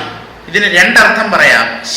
വെറും ശാല പൊയ്യായി എന്ന് പറഞ്ഞാൽ തികഞ്ഞ കള്ളം, അങ്ങേ അറ്റത്തെ മിഥ്യയാണ് ഈ പ്രപഞ്ചം എന്ന് തീരുമാനിക്കും. പൊയ് എന്ന് പറഞ്ഞാൽ കള്ളം, ഇല്ലാത്തത്, അങ്ങനെ ഒരു അർത്ഥം പറയാം. ശാല എന്നുള്ളതിന് സംസ്കൃതത്തിലുള്ള ജാലപ്പൊയ് എന്ന് പറഞ്ഞാൽ ഇന്ദ്രജാല വിദ്യയാണ് ഈ പ്രപഞ്ചം എന്ന് മനസ്സിലാക്കണം. ഇതൊരു ഇന്ദ്രജാലമാണ്, മായാഭ്രമമാണ്, അതുകൊണ്ട് ഇത് മിഥ്യയാണ് എന്ന് വിചാരിക്കാം. അല്ലെങ്കിൽ ഇത് ശാലപ്പൊയ്, അങ്ങേയറ്റത്തെ കള്ളം, വെറും ഭ്രമം എന്ന് തീരുമാനിച്ച് ഉടൽ ആർ, താൻ ആർ, തൻ മൂലം ആർ, ഇങ്ങനെ ചിന്തിക്കണം. ആ വിചാര മാർഗത്തെയാണ് പറയുന്നത്. എന്താണ് ഉടൽ ആർ? ഈ ഉടൽ ആരാണ് അല്ലെങ്കിൽ എന്താണ്? ഉടലാർന്ന് തമിഴ് സിദ്ധന്മാര് അവരുടെ പല പാട്ടുകളിലും പറയുന്നുണ്ട്. സാധാരണ അവർകൾ എന്നൊക്കെ നമ്മൾ ബഹുമാന സൂചകമായി പറയാറില്ലേ? ഉപാധ്യായൻ, ഉപാധ്യായർ, ശങ്കരാചാര്യർ, ആചാര്യൻ, ആചാര്യർ, തിരുവടികൾ എന്നൊക്കെ പറയാറില്ലേ? ശ്രീപാദങ്ങൾ എന്നൊക്കെ പറയുന്നത് പോലെ ഈ ശരീരത്തിന് ഒരു പ്രാധാന്യവും ബഹുമാനവും ഒക്കെ കൊടുത്ത് സംസാരിക്കുകയാണ് ഉടലാർ. ഈ ശരീര അവർകൾ, ശരീരമാകുന്ന അവർകൾ. ഇവിടെ ആ അർത്ഥമല്ല. ഉടൽ ആർ, ഈ ശരീരം ആരാണ് അല്ലെങ്കിൽ എന്താണ്? താൻ ആർ, ഞാൻ ആരാണ്? തൻ മൂലം ആർ, എന്റെ ഉദ്ഭവം, സ്രോതസ്, വേര് ആരാണ്? ഞാൻ ഏതിൽ നിന്നാണ് വന്നത്? ഇങ്ങനെയൊക്കെയാണ് വിചാര പ്രക്രിയ തുടരേണ്ടത്. തൻ്റെ തായ്വേര് അഥവാ ഉദ്ഭവസ്ഥാനം എവിടെയാണ്? ഈ ശരീരം എന്താണ്? ഞാൻ ആരാണ്? ഇതൊക്കെ നല്ലതുപോലെ വിചാരം ചെയ്യണം. എന്നാലേ ഈ ജഡബന്ധങ്ങളിൽ നിന്ന് ആത്മാവിനെ, മുഞ്ഞപ്പുല്ലിൽ നിന്ന് അതിൻ്റെ ഉള്ളിലുള്ള നേർത്ത ചരടല്ല നൂല്, താമര നൂല് എന്നൊക്കെ നമ്മൾ പറയില്ല, അത് പൊട്ടാതെ എടുക്കുക എന്ന് പറഞ്ഞാൽ വലിയ ബുദ്ധിമുട്ടാണ്. അതിൻ്റെ തണ്ട് അല്പം പോലും ഇത് കൊടുക്കാതെ നമ്മൾ വളരെ സൂക്ഷിച്ച് ശ്രദ്ധയാണ് വേണ്ടത്. ആ താമര നൂല് പൊട്ടാതെ എടുക്കുന്നത് പോലെ, അല്ലെങ്കിൽ മുഞ്ചാദിഷീകാമിവ, ഇതൊക്കെ ഉപനിഷത്തിന്റെ പ്രഖ്യാപനങ്ങളാണ്. മുഞ്ഞയുടെ ഉള്ളിൽ നിന്നും അതിൻ്റെ നടുക്കുള്ള ആ നാരിനെ ശ്രദ്ധാപൂർവം പൊട്ടാതെ വേർതിരിച്ചെടുക്കുന്നത് പോലെ വേണം ഈ വിചാര പ്രക്രിയയിലൂടെ ജഡത്തിൽ നിന്ന് സൂക്ഷ്മമായ ആത്മാവിനെ വേർതിരിച്ചെടുക്കേണ്ടത്. താനാർ തൻ മൂലമാർ എന്റെ തെരിവിപ്പാരെ, ഞാനാര്? ഈ ശരീരമെന്ത്? എൻ്റെ മൂലം, ഉദ്ഭവസ്ഥാനം എന്താണ്? ഇതൊക്കെ അറിയിച്ചു തരുന്നവരെയാണ് ജ്ഞാനികൾ എന്ന് പറയുന്നത്. ആർക്കാണ് അറിയിച്ചു തരാനുള്ള കഴിവുണ്ടാവുക? സ്വയം അറിഞ്ഞവർക്ക്. തനിക്ക് തന്നെ അറിയില്ലെങ്കിൽ അയാൾ എങ്ങനെ മറ്റുള്ളവർക്ക് പറഞ്ഞു കൊടുക്കും? അറിവിപ്പാർ എന്ന് പറഞ്ഞാൽ അറിയിച്ചു തരുന്നവർ, അറിയുന്നവർ. ജ്ഞാനികൾക്ക് മാത്രമേ ഈ ജ്ഞാനത്തെ പറഞ്ഞു ഫലിപ്പിക്കാൻ പറ്റൂ. അതിന് സ്വാനുഭവം കൂടിയേ തീരൂന്ന്. എനിക്ക് തന്നെ വ്യക്തമല്ലാത്ത കാര്യം എനിക്ക് എങ്ങനെ വേറൊരാളെ പറഞ്ഞു ധരിപ്പിക്കാൻ പറ്റും? എന്റെ തെരിവിപ്പാരെ എന്ന് അറിയിച്ചു തരുന്നവരെ എയ്തുവോം, അവരുടെ അടുത്ത് പോകണം, ഞാൻ പോകും എന്ന് തീരുമാനിക്കും. സത്യദർശികളെ ഞാൻ സമീപിക്കും, അവരുടെ അടുത്ത് ചെല്ലും. ഇനിയും വൈകരുത്. ഈ ജന്മം ഇനി എത്ര വർഷം കൊണ്ട് അവസാനിക്കുമെന്ന് അറിയില്ല. അത് നാളെയാവാം, മറ്റന്നാളാവാം, 5 or 10 കൊല്ലം കഴിഞ്ഞിട്ടുമാവാം. ഗ്യാരണ്ടി ഇല്ലാത്ത കാര്യമാണ്. ഗ്യാരണ്ടി ഇല്ലാതെ കൊണ്ടുവന്നതാണ് ഈ ശരീരം. സാധാരണ നമ്മൾ ഒരു ഉൽപ്പന്നം കടയിൽ നിന്ന്, വിപണിയിൽ നിന്ന് വാങ്ങിയാൽ അതിന് 5 വർഷത്തെ ഗ്യാരണ്ടി അല്ലെങ്കിൽ വാറണ്ടി ഇങ്ങനെ പറയാറില്ലേ? ഈ ശരീരത്തിന് ഗ്യാരണ്ടിയുമില്ല, വാറണ്ടിയുമില്ല. എപ്പോൾ വേണമെങ്കിലും പതിച്ചു പോകാം. അതും വെച്ചുകൊണ്ടാണ് നമ്മൾ ഇവിടെ കിടന്ന് തരികിട കളിക്കുന്നത്. ഇന്നലെയോ ഒരു പത്രത്തിൽ കണ്ടു, ഒരു വൈൽഡ് ലൈഫ് എക്സ്പെർട്ട്, വന്യജീവികളെയും ആ വനത്തിലുള്ള വൃക്ഷങ്ങളെയൊക്കെ കുറിച്ച് പഠിക്കുന്ന ഒരാൾ, 54-55 വയസ്സേ ഉള്ളൂ. അയാളുടെ ഗവേഷണത്തിനിടയ്ക്ക് കാട്ടിൽ ചത്ത് കിടക്കുന്നു. ഫോറസ്റ്റുകാർ കണ്ടുപിടിച്ചു. ഗവേഷണത്തിന്റെ ഇടയ്ക്ക് ആള് പോയിന്ന്. പാവം, ആ ഗവേഷണം ഉള്ളിലാക്കിയിരുന്നെങ്കിൽ എത്ര നന്നായിരുന്നു. പുറത്തുള്ളവര് പഠിക്കാൻ വേണ്ടി വന്നതാണ് കാട്ടില്, നാടും കുടുംബവും ഒക്കെ വിട്ടിട്ട്. ഈ മരണം നമ്മുടെ നിഴല് പോലെ ഉണ്ട് എന്നാണ്. സത്യവും നിഴല് പോലെ നമ്മുടെ കൂടെ ഉണ്ട്. അതെങ്ങനെയാ? പരസ്പര വിരുദ്ധങ്ങളായ രണ്ടെണ്ണം നമ്മുടെ ഒപ്പം ഉണ്ടാവുന്നത് ഉണ്ടല്ലോ. അമരമായ സത്യവും നമ്മുടെ ഒപ്പമുണ്ട്, മരണവും നമ്മുടെ ഒപ്പമുണ്ട്. പക്ഷേ മരണം നിഴലാണ്, വാസ്തവത്തിൽ ഇല്ല. സത്യം യഥാർത്ഥമാണ്, ഉള്ളതാണ്. ഉള്ളതിനെ പിടിക്കൂ, നിഴലില്ലാതെയാണ്. പക്ഷെ രണ്ടും ചേർന്നാണ് ഇരിക്കുന്നത്. വസ്തുവും വസ്തുവിന്റെ നിഴലും വേറിട്ട് നിൽക്കുന്നില്ലല്ലോ. വസ്തുവിന്റെ അല്ലേ നിഴൽ? അങ്ങനെ നോക്കിയാൽ മരണമാണ് ഭഗവാന്റെ സ്വരൂപം. ഭഗവാൻ മരിക്കാത്തവെന്നല്ലേ പറഞ്ഞത് ഇതിനു മുമ്പ്? മരണമായി വരുന്നതും അദ്ദേഹം തന്നെ. മരണം എന്നുള്ളത്, നാശം എന്നുള്ളത് ഭഗവാന്റെ തന്നെ ഒരു പ്രകടനമാണ്. പക്ഷെ അദ്ദേഹം നശിക്കുന്നില്ല. ഒരു ഐന്ദ്രജാലികനെ എന്ത് വിദ്യയാണ് പ്രദർശിപ്പിക്കാൻ പറ്റാതിരിക്കുക? അയാളുടെ തന്നെ കഴുത്ത് വെട്ടി അയാൾ നിങ്ങളുടെ കയ്യിൽ തരും. പക്ഷേ അങ്ങനെ ആയാൽ ഈ ഐന്ദ്രജാലികൻ എങ്ങനെയാ ജീവനോടെ ഇരിക്കുക? തോന്നിക്കുന്നു. മരണം തോന്നലാണ്. യഥാർത്ഥത്തിൽ ഒന്നും സംഭവിക്കുന്നില്ല, ശരീരം പതിക്കുന്നു, അത്രയേ ഉള്ളൂ. അങ്ങനെ സത്യദർശികളെ, ജ്ഞാനികളെ എയ്തുവോം, അവരാണ് തെരിവിപ്പാർ. ഞാനാര്, ഈ ശരീരമെന്ത്, എന്റെ സ്രോതസ്, ഉദ്ഭവം എന്ത്, ഇതൊക്കെ പറഞ്ഞു തരുന്ന ജ്ഞാനികളെ സമീപിക്കാം എന്ന്. എന്റെ എയ്തുവോം എന്റെ ഇരണ്ടായി, നേരത്തെ ഇരണ്ടായി ഒന്നുപെട. എയ്തുവോം എന്റെ ഇരണ്ടായി ഒന്നുപെട എന്ന് പറഞ്ഞാൽ നേരത്തെ 2 എന്ന് തോന്നിയത് 1 ആയി തീരാനായി. എന്താണ് നേരത്തെ 2 ആയി തോന്നുന്നതും പിന്നീട് 1 ആയി തീരുന്നതും? ജീവനും ഈശ്വരനും, അല്ലെങ്കിൽ ജീവനും ബ്രഹ്മവും. ഇപ്പൊ 2 എന്നാണല്ലോ വിചാരം. ആർക്കും ഞാൻ ഈശ്വരനാണ് എന്ന് അംഗീകരിക്കാൻ പറ്റുന്നില്ലല്ലോ. എന്റെ ആരാധനാമൂർത്തി, എന്റെ പ്രഭു, സൃഷ്ടികർത്താവ് എന്നൊക്കെയല്ലേ കാണാൻ പറ്റുന്നുള്ളൂ. അഭേദം ദർശിക്കാൻ പറ്റുന്നുണ്ടോ? രണ്ടും ഒന്നാണെന്ന് കാണാൻ പറ്റുന്നുണ്ടോ? ഇല്ല. അപ്പോ സാധനയുടെ തുടക്കത്തിൽ 2 എന്ന് തോന്നിയത് സാധനയുടെ ഒടുവിൽ 1 ആയിത്തീരും. ജീവ ഈശ്വര ഭേദം ഇല്ലാതെയാവുന്നു. അതാണ് ഇരണ്ടായി ഒൻറുപെട. 2 ആദ്യം തോന്നിയിരുന്നത് പിന്നീട് 1 ആയിത്തീരാൻ തേട്ടമുദിക്കും. തേട്ടം എന്ന് പറഞ്ഞാൽ മലയാളത്തിൽ നമ്മൾ തേടുക എന്ന് പറയുന്നുണ്ടല്ലോ, അന്വേഷിക്കുക. എന്തിനെയാണോ അന്വേഷിക്കുന്നത് അതാണ് തേട്ടം. അത് തമിഴ് വാക്കാണ്, മലയാളത്തിൽ അങ്ങനെ പറയാറില്ല. തേട്ടം, തേടപ്പെടുന്ന വസ്തു, പൊരുൾ. അതായത് എന്തിനെയാണ് അന്വേഷിക്കേണ്ടത്? ബ്രഹ്മത്തെയാണ് അന്വേഷിക്കേണ്ടത്. ആ ബ്രഹ്മത്തെ സാക്ഷാത്കരിക്കണം എന്നുള്ള ആഗ്രഹമാണല്ലോ മോക്ഷേച്ഛ, അല്ലെങ്കിൽ സാധന ചതുഷ്ടയ സമ്പത്തിലെ അവസാനത്തെ ഘടകമായ മുമുക്ഷുത്വം. ആ മുമുക്ഷുത്വം ഉള്ളിൽ ഉദിക്കും. ആ മുമുക്ഷുത്വം ഉദിക്കുമ്പോഴാണ് ഒരു ആചാര്യനെ ചെന്ന് കണ്ട് അദ്ദേഹത്തിൽ നിന്ന് തത്വം ശ്രവിക്കണം, ഈശ്വര തത്വം എന്താണെന്ന് ഗ്രഹിക്കണം എന്ന് തോന്നുക. വനിതാദികളിൽ മേൽക്കുമേൽ വർദ്ധിച്ചു വരുന്ന ആശയെ ലൗകിക സുഖങ്ങൾ എന്നർത്ഥം.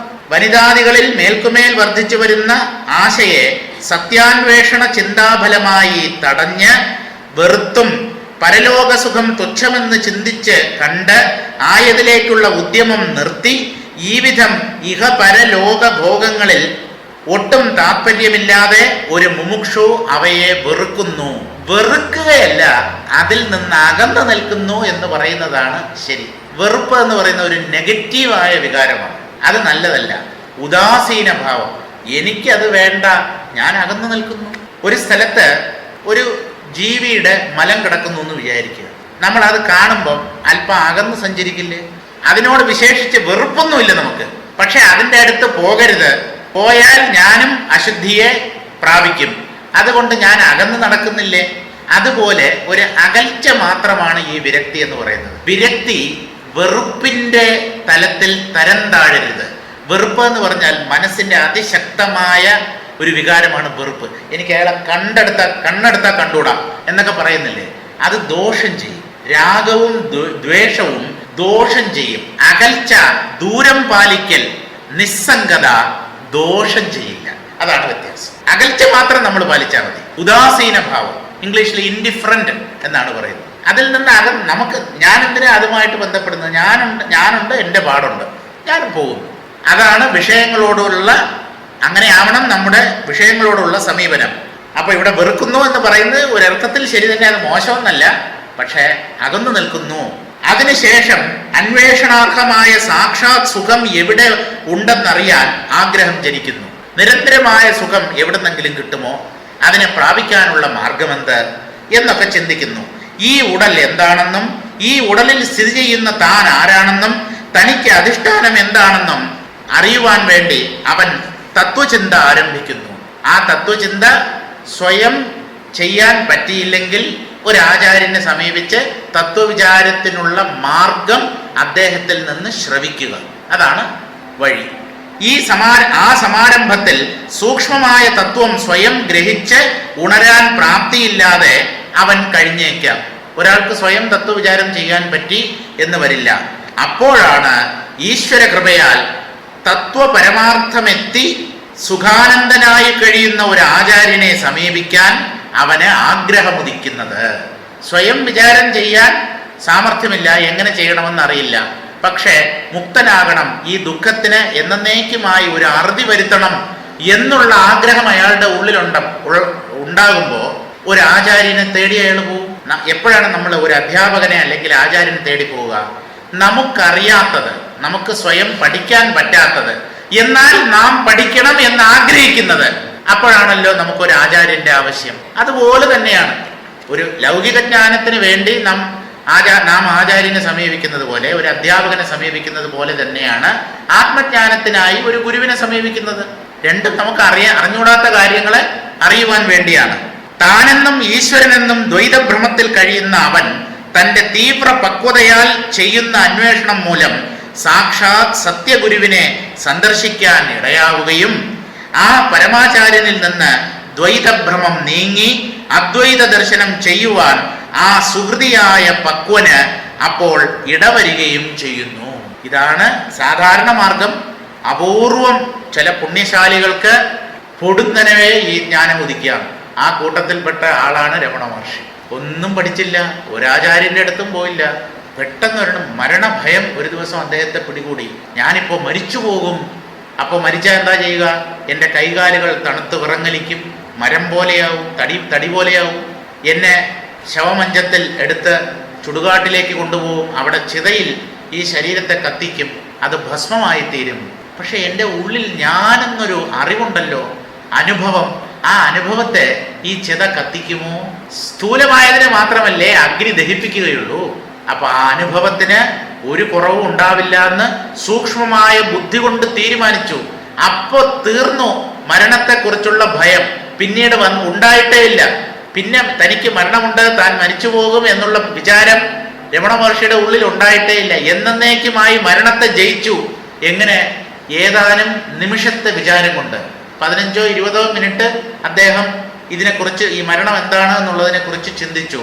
മരിക്കുന്ന ശരീരത്തിൽ മരിക്കാത്ത ഒന്ന് ഉണ്ട് എന്നും അദ്ദേഹത്തിന് ബോധ്യമായി. അതാണല്ലോ അദ്ദേഹത്തിൻ്റെ ഡെത്ത് എക്സ്പീരിയൻസ്, മരണാനുഭവം എന്ന് തിരുവണ്ണാമലയിൽ അവിടെ എഴുതി വരച്ച് കൊത്തി വെച്ചിട്ടുണ്ടല്ലോ, എഴുതി വെക്കുകയോ കൊത്തി വെക്കുകയോ ചെയ്തിട്ടുണ്ടല്ലോ. അപ്പം അപൂർവം ചില പുണ്യശാലികൾ, അവർക്ക് പൊടുന്നനവേ ഈ ജ്ഞാനം ഉദിക്കാം. സാധാരണക്കാരുടെ ഭൂരിപക്ഷം ജനങ്ങളുടെ കാര്യമാണ് ഈ പദ്യത്തിൽ പറയുന്നത്. അടുത്ത പദ്യത്തിലേക്ക് കടക്കാം.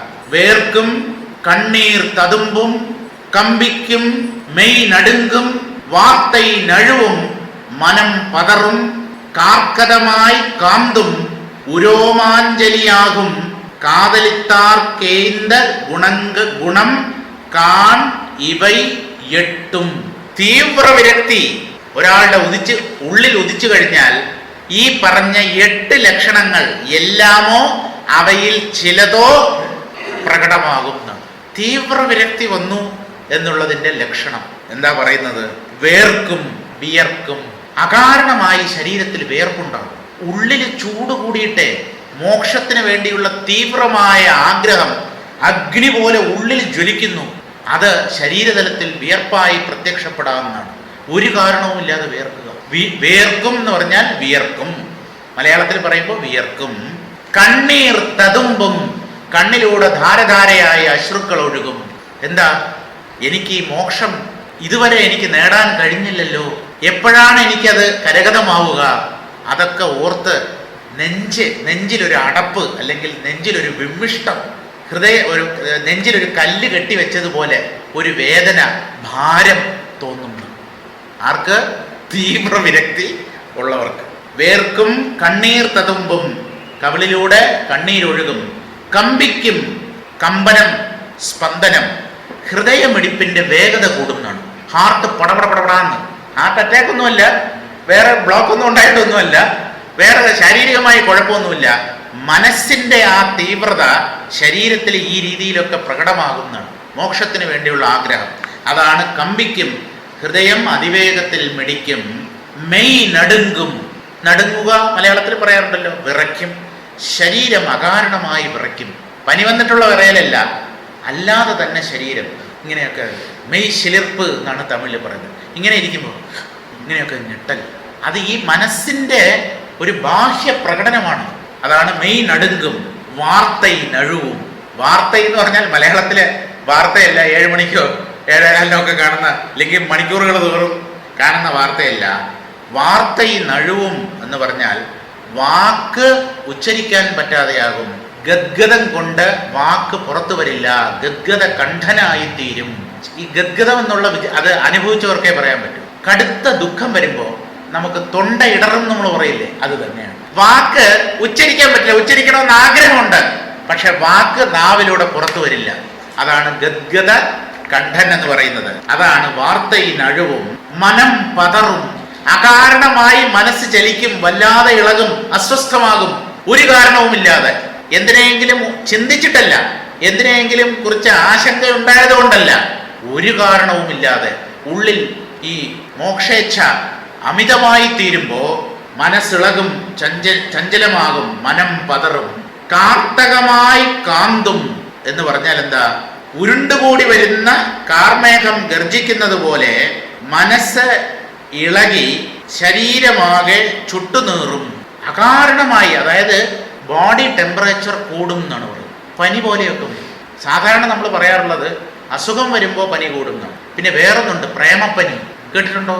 ഈ സ്ത്രീ പുരുഷന്മാർക്ക് അങ്ങോട്ടും ഇങ്ങോട്ടും ആകർഷണം ഉണ്ടായിട്ട് പരസ്പരം കാണാതിരിക്കാൻ പറ്റില്ല. ആ വിയോഗം സഹിക്ക വയ്യാതെയായാൽ ശരീരത്തിൽ അത് പനിയായിട്ട് പ്രത്യക്ഷപ്പെടും, ശരീരോഷ്മാവ് വർദ്ധിക്കും. അതാണ് പ്രേമപ്പനി. ഈ സന്ദർഭത്തിലും എന്താണ്, മുമുക്ഷുത്വം അങ്ങോട്ട് വർദ്ധിക്കുമ്പോഴും ശാരീരിക ഊഷ്മാവ് കൂടും.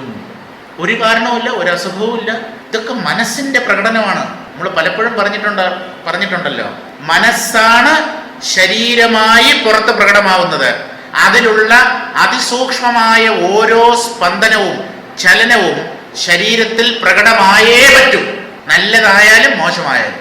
ഉദാത്തമായ ഭാവം മനസ്സിൽ വരുമ്പോൾ ഈശ്വര ചിന്ത, ഭക്തി, രോമാഞ്ചം ഉണ്ടാവില്ലേ? അതെങ്ങനെയാ? ഭക്തി മനസ്സിലല്ലേ, ശരീരത്തിൽ എങ്ങനെയാ രോമാഞ്ചം ഉണ്ടാകുന്നത്? അമിതമായ ഭയം വരുമ്പോഴും ഈ രോമാഞ്ചം ഉണ്ടാവില്ലേ? രോമങ്ങളൊക്കെ ഇങ്ങനെ എഴുന്നേറ്റ് നിൽക്കും, കമ്പി പോലെ മുള്ളുപോലെ നിൽക്കും. ഭയം കൊണ്ടും വരും, ഭക്തി കൊണ്ടും വരും. അപ്പൊ അതൊക്കെ മനസ്ഥലത്തിലുള്ള ഭാവങ്ങൾ ശരീരതലത്തിൽ പല രീതിയിലും പ്രകടമാകാം.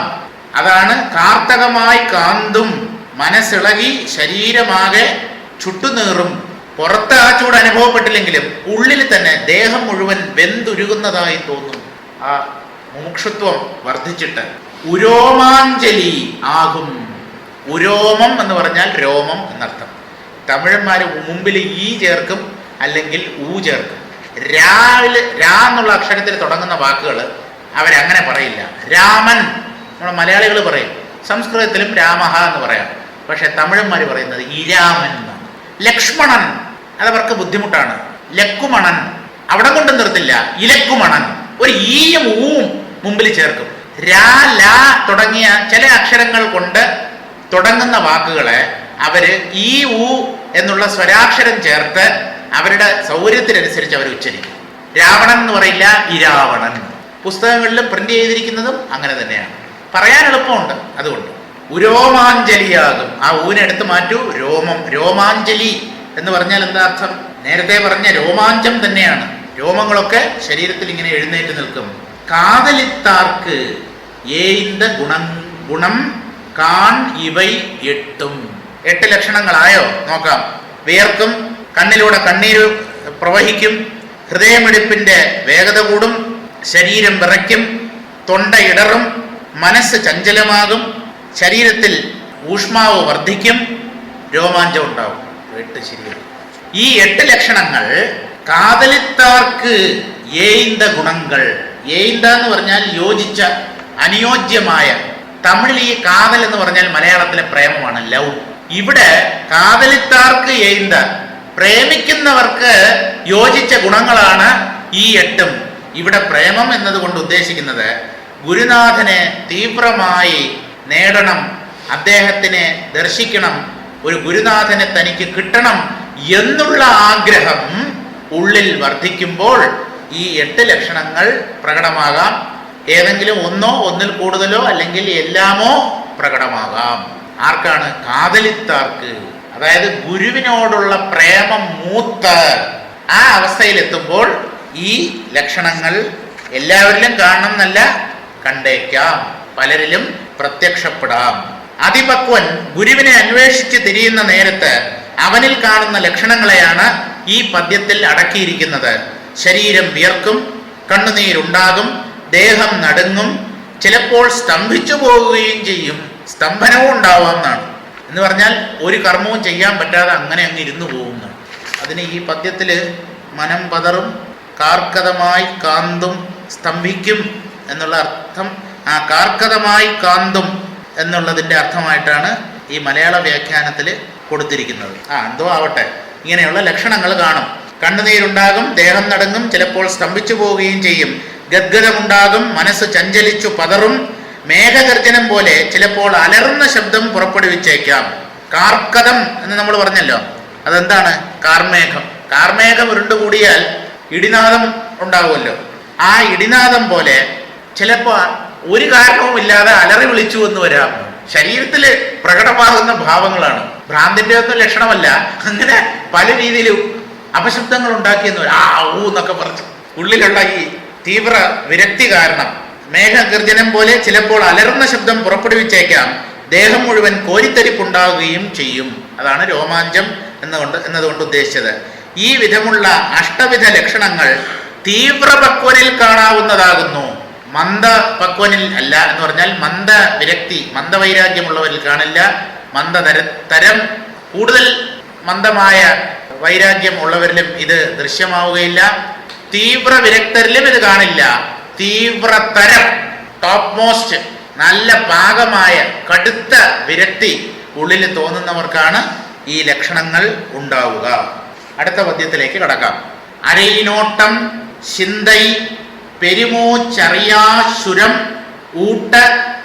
ഊട്ടമെല്ലാം തുറത്തൽ ഉരൈ തോറ്റാ മാനം മൗനം വികളം അറവൈ ശാവ് ആനവിവൈ പത്തും അവത്തൈ. അവത്തൈ എന്ന് പറഞ്ഞാൽ അവസ്ഥ. 8 ലക്ഷണങ്ങൾ പറഞ്ഞു. ഇനി 10 തരം അവസ്ഥകൾ. അയാളുടെ മാനസികാവസ്ഥ 10 തരത്തിലാവാം. ആരുടെ? തീവ്രതര വിരക്തിയുള്ള വ്യക്തിയുടെ തീവ്രതര വിരക്ത് എന്താണ്? അരയി നോട്ടം, പകുതി നോട്ടം എന്ന് പറഞ്ഞാൽ ഇങ്ങനെ ഒരു കണ്ണിന് ഒരു വശത്തുകൂടെ കണ്ണിന്റെ ഒരു കടക്കണ്ണ് കൊണ്ട് നോക്കുക എന്ന് പറയില്ലേ, അതല്ല. അരയി നോട്ടം എന്ന് പറഞ്ഞാൽ ഇപ്പോ നമ്മുടെ ശ്രദ്ധയെ മുഴുവൻ നമ്മൾ ബാഹ്യപ്രപഞ്ചത്തിലാണ് സമർപ്പിച്ചിരിക്കുന്നത്. അതിലുള്ള ശ്രദ്ധ പകുതിയായി, പകുതി ശ്രദ്ധ അന്തർമുഖമാവും. അപ്പോ നോട്ടം പകുതിയാവും. അതായത് പ്രപഞ്ചത്തെ പരമസത്യമായി വിചാരിച്ചു കൊണ്ടിരുന്ന നില മാറി ഇത് ഭ്രമം ആണ് എന്ന് ഉറപ്പും വന്നിട്ടില്ല. ഇത് ഭ്രമമാകാനുള്ള സർവ്വസാധ്യതകളുമുണ്ട്. അപ്പോ മനസ്സ് കൂടുതൽ അന്തർമുഖമാകും. ആ മനസ്സിന്റെ അന്തർമുഖതയാണ് അരയി നോട്ടം എന്ന് പറയുന്നത്. പകുതി നോട്ടം, പ്രപഞ്ചത്തിലേക്ക് പൂർണ്ണമായി നോക്കുന്നില്ല, പകുതി മാത്രമേ നോക്കുന്നുള്ളൂ. അരയി നോട്ടം ചിന്തൈ, ഗുരുവിനെ കുറിച്ചുള്ള ചിന്ത തന്നെ എപ്പോഴും. എനിക്കൊരു ആചാര്യനെ എങ്ങനെ കിട്ടും? എനിക്ക് ആത്മതത്വം ആരാണ് പറഞ്ഞു തരിക? ആ ഗുരുനാഥനെ എന്തുകൊണ്ടാണ് ദൈവം എൻ്റെ മുമ്പിൽ ഇതുവരെ കൊണ്ടെത്തിക്കാത്തത്? അങ്ങനെ ഒരു മഹാത്മാവിനെ എനിക്ക് കാണാനുള്ള ഭാഗ്യം ഇതുവരെ സിദ്ധിച്ചില്ലല്ലോ. ഇങ്ങനെ ഗുരു സംബന്ധിയായ ചിന്ത, അതാണ് ഇവിടെ ചിന്തൈ എന്നതുകൊണ്ട് ഉദ്ദേശിക്കുന്നത്. അരയിനോട്ടം ചിന്തൈ, പെരുമൂച്ച്, ദീർഘനിശ്വാസം എന്നർത്ഥം. എന്നൊക്കെ നമ്മൾ ദീർഘനിശ്വാസം ഉതിർക്കുക. സാധാരണ ദുഃഖവും നിരാശയും ഒക്കെ വരുമ്പോഴാണ് ഈ ദീർഘനിശ്വാസം. ഒരു തരത്തിലുള്ള നിരാശയുണ്ട് ഈ ഭക്തന്, ഗുരുവിനെ കിട്ടിയില്ല എന്നുള്ളത്. അതാണ് പെരുമൂച്ച് എന്ന് പറഞ്ഞത്. അറിയാ ചുരം, ചുരം എന്ന് പറഞ്ഞാൽ മലയാളത്തിൽ ചുരം എന്നുള്ള വാക്കുണ്ട്, മലയിടുക്ക്, ആ അർത്ഥമല്ല. അറിയാ ജ്വരം, ജ്വരം എന്ന് പറഞ്ഞാൽ പനി. ഒരു കാരണവുമില്ലാതെ ശരീരത്തിലുള്ള ചൂട് വർദ്ധിക്കുക. അത് നേരത്തെ പറഞ്ഞത് തന്നെയാണ്. അതിനെ ഒരവസ്ഥയായിട്ട് ഇവിടെയും ഉൾക്കൊള്ളിച്ചിരിക്കുന്നു എന്നേ ഉള്ളൂ. അതാണ് അറിയാ ചുരം, അകാരണമായ ജ്വരം. വിശേഷിച്ച് ഒരു കാരണവുമില്ല ആ ശരീരോഷ്മാവ് വർദ്ധിക്കാൻ, പക്ഷേ ശരീരോഷ്മാവ് വർദ്ധിക്കുന്നു. അപ്പോൾ അരയിനോട്ടം ചിന്തൈ പെരുമൂച്ച് അറിയാജ്വരം, അതാണ് അറിയാച്ചുരം എന്ന് പറഞ്ഞത്. ഊട്ടമെല്ലാം തുറത്തൽ, തുറവി എന്ന് പറഞ്ഞാൽ സന്യാസി. തമിഴിൽ തുറക്കുക എന്നുള്ളതിന് വാതില് തുറക്കുക, എന്തിനെങ്കിലും ഒന്നിനെ തുറക്കുക, പെട്ടി തുറക്കുക എന്നുള്ള മലയാളത്തിലൊരു അർത്ഥമുണ്ടല്ലോ, ആ അർത്ഥം തന്നെ അവിടെ ഉണ്ട്. പക്ഷെ അവര് പറയുന്നത് പെട്ടിയെ തിറന്താൻ, കഥവൈ തിറന്താൻ എന്നാണ് അവർ പറയുക. തുറക്കുക എന്ന് പറഞ്ഞാൽ പരിത്യജിക്കുക, ഉപേക്ഷിക്കുക. തുറവി, സന്യാസി എന്നർത്ഥം. ആലപ്പുഴയ്ക്കടുത്ത് ഒരു സ്ഥലമുണ്ട് തുറവൂർ, സന്യാസികളുടെ ഊര്. തുറവൂർ, സന്യാസത്തിന് പേര് കേട്ട സ്ഥാനം, അങ്ങനെയാണ് ആ പേര് വന്നത്. അല്ല അവിടെ എന്താ തുറക്കുന്നത്? ഒന്നും തുറക്കുന്നില്ല. തുറവൂർ, ഞാൻ അന്ന് പറഞ്ഞില്ലേ കരുനാഗപ്പള്ളി, കരുനാഗം, കൃഷ്ണസർപ്പം, അത് ധാരാളം ഉണ്ടായിരിക്കും ആ പ്രദേശത്ത്. അതാണ് കരുനാഗപ്പള്ളി. മലയാളത്തിൽ കരിനാഗം എന്നേ പറയാറുള്ളൂ, കരു എന്ന് പറയാറില്ല. ആ പദപ്രയോഗം തമിഴിലാണുള്ളത്. കരുനിറം, കരി എന്ന് പറയാറില്ല, കരു. അപ്പൊ ഇവിടെ ഊട്ടമെല്ലാം തുറത്തൽ എന്ന് പറഞ്ഞാൽ, ഊട്ടം എന്ന് പറഞ്ഞാൽ, ഊട്ടുക എന്ന് പറഞ്ഞാൽ എന്താ? പോഷിപ്പിക്കുക. അമ്മ കുഞ്ഞിന് ചോറ് ഊട്ടുന്നു. ഊട്ടുക എന്ന് പറഞ്ഞാൽ ഒരു തരത്തിലുള്ള പോഷണം എന്നർത്ഥം. ശരീരത്തെ നിലനിർത്താനുള്ള എല്ലാ കർമ്മങ്ങളെയും ത്യജിക്കൽ, അതാണ് ഊട്ടമെല്ലാം തുറത്തൽ. തുറവി എന്ന് പറഞ്ഞാൽ സന്യാസി. ഉരൈ തോറ്റാ മാനം, ഉരൈ എന്ന് പറഞ്ഞാൽ വാക്ക്, ശബ്ദം. വാങ്മൗനം, അന്യർക്ക് പിടികിട്ടാത്ത ഒരു മാനസികാവസ്ഥ, മൗനിയായി പോകുന്നു. ആരെപ്പോലെ? വൈരാഗ്യ പ്രകടനത്തിൽ നമ്മൾ വായിച്ച ശ്രീരാമനെ പോലെ. ഒന്നിനും ഒരു താല്പര്യവുമില്ല, വേണ്ട സമയത്ത് ആഹാരം കഴിക്കില്ല, താടിക്ക് കൈയും കൊടുത്ത് എന്തോ ഒന്നിനെ ആലോചിച്ചുകൊണ്ട് വിദൂരതയിൽ കണ്ണും നട്ട്. ഇതൊക്കെ എന്താ? ചിന്താമഗ്നനായിരിക്കുക. സാധാരണ ഇതുപോലെയുള്ള ലക്ഷണങ്ങൾ കണ്ടാൽ ഭ്രാന്ത് തുടങ്ങി എന്നാണ് സാധാരണ ആൾക്കാർ വിചാരിക്കുക. രാത്രി ഉറക്കമില്ല. പക്ഷെ തീവ്രമായ വിരക്തി ഉള്ളിലുണ്ടാകുമ്പോഴും ഈ ലക്ഷണങ്ങളൊക്കെ കാണാമെന്നാണ്. സാധാരണ ഭ്രാന്ത് ലൗകിക വിഷയങ്ങളെ കുറിച്ചാണ്. എന്തിനെങ്കിലും ഒന്നിനെ ഓർത്തോർത്ത് പ്രേമനൈരാശ്യം, അല്ലെങ്കിൽ ആഗ്രഹിച്ചത് ഒന്ന് കിട്ടിയില്ല, അപ്പോഴൊക്കെയാണ് ഈ രാത്രിയിലുള്ള ഉറക്കം നഷ്ടപ്പെടുക, എന്തിനെങ്കിലുമൊക്കെ ചിന്തിച്ചിങ്ങനെ കഴിയുക. ഈശ്വരനിൽ ഭ്രാന്ത് പിടിക്കും, അപ്പോഴും ഈ ലക്ഷണങ്ങളൊക്കെ കാണുന്നതാണ്. ഊണിനാസ്ഥ കുറഞ്ഞു, നിദ്ര ദിശയിങ്കൽ പോലുമില്ലാതെയായി എന്നൊക്കെയാണ് പ്രേമനൈരാശ്യത്തെ കുറിച്ച് കവികൾ പാടുന്നത്. ആഹാരം കഴിക്കണം, എന്ത് ചോദിച്ചാലും വിശപ്പില്ല. എന്താണ് നീ കഴിക്കാതെ? ഇല്ല, എനിക്ക് വിശക്കുന്നില്ല. ഊണിനാസ്ഥ കുറഞ്ഞു, നിദ്ര നിശയിങ്കൽ പോലും ഇല്ലാതെയായി. രാത്രിയിൽ പോലും ഉറക്കമില്ല. പകല് പിന്നെ പ്രത്യേകിച്ച് പറയണോ? ഉറക്കം കുറയും. എന്താ? മനസ്സ് അസ്വസ്ഥമാകുമ്പോൾ ഇത്തരം ലക്ഷണങ്ങൾ പ്രകടമാകുന്നതാണ്. ഈ പക്ഷി മൃഗാദികളിൽ ഇങ്ങനെയുള്ള ലക്ഷണങ്ങളൊന്നും കാണാറില്ല. ശ്രദ്ധിച്ചിട്ടുണ്ടോ? അവർക്ക് അപ്പൊ കാണുന്നത് ആഹാരം കിട്ടിയ വിശന്ന ആഹാരം അന്വേഷിച്ച് പോവും, അത് കഴിച്ചാൽ കിടന്നുറങ്ങും. അതിന് ഭാവിയെക്കുറിച്ച് ചിന്തയില്ല. ഒരു കണക്കിൽ നമ്മക്കാള് സുഖം അനുഭവിക്കുന്നു ഈ പക്ഷി മൃഗാദികൾ. അവർക്ക് പദ്ധതികളില്ല, ആസൂത്രണമില്ല, നാളെയെക്കുറിച്ച് ചിന്തയില്ല, ഒന്നുമില്ല. വളരെ സന്തോഷം, എപ്പോഴും സന്തോഷമായിട്ട് കഴിയുന്നു. പക്ഷെ അത് മനുഷ്യനേക്കാളും നീചജന്മമാണ്. അതിനെ നമ്മൾ എതിർക്കുന്നില്ല, ആ വാദത്തെ നമ്മൾ നിരാകരിക്കുന്നില്ല. എന്നിരുന്നാലും അവർക്ക് ഈ ഭാവിയെക്കുറിച്ചുള്ള ചിന്തയില്ലാത്തത് കൊണ്ട് കാര്യമായ ദുഃഖമൊന്നും അവ അനുഭവിക്കുന്നില്ല. അവർക്ക് വിശപ്പ്, ദാഹം, പിന്നെ സന്താനോത്പാദനം, ഇണചേരൽ, ഇതൊക്കെ ഉള്ളൂ. അതുകൊണ്ട് അവർ സന്തോഷത്തോടു കൂടി കഴിയുന്നു. ഇല്ലെങ്കിൽ ഈ കുയിലൊക്കെ എന്തിനാ കൂവുന്നത്? സന്തോഷം വരാതെ ഈ മയിലൊക്കെ എന്തിനാ പീലി വിരിച്ച് ആടുന്നത്? സന്തോഷം എന്ത് കിട്ടിയിട്ടാണ് അതിന്? സിവിൽ സർവീസ് ഫസ്റ്റ് റാങ്ക് കിട്ടിയോ മയിലിന്? അവർ അല്പസന്തോഷികളാണ്. അവർക്ക് ദുഃഖം എന്ന് പറയുന്നത് വിശപ്പും ദാഹവും മാത്രമാണ്. പിന്നെ ശരീരത്തിൽ വരുന്ന രോഗം കൊണ്ടുള്ള വേദനയും. മൃഗങ്ങൾക്കും പക്ഷികൾക്കും രോഗം വരാമല്ലോ, പക്ഷിപ്പനി, എലിപ്പനി. അപ്പോ രോഗം കൊണ്ടും അവയ്ക്ക് വിഷമം ഉണ്ടാവും.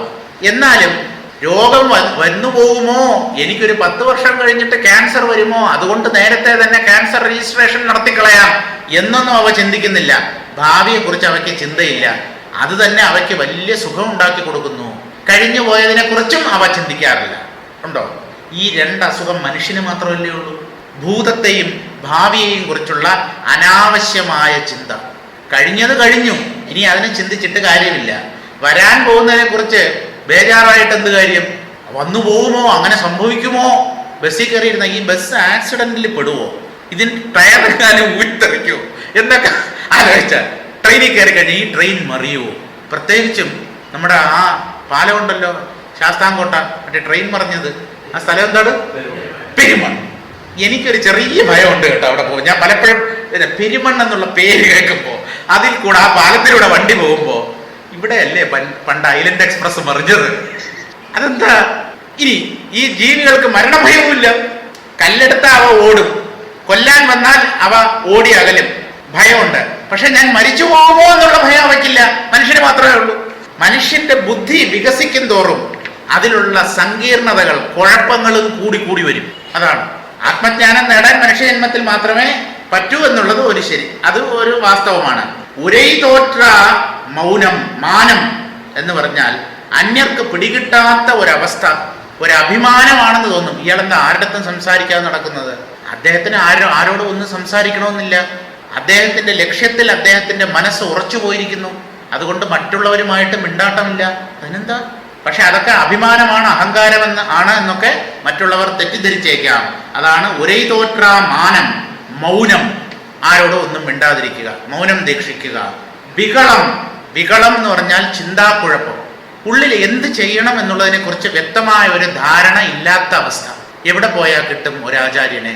ആരാണ് എനിക്ക് ഈ ഉപദേശം പറഞ്ഞു തരിക? ഈശ്വര തത്വം എന്താണ്? ഇങ്ങനെയുള്ള ഒരു കുഴപ്പം ഉള്ളിലുണ്ടാവും. അതാണ് വികളം. അറവൈ, അറവൈ എന്ന് പറഞ്ഞാൽ മോഹാലസ്യം. ചിലപ്പോൾ ബോധം കെട്ട് വീഴുന്നു.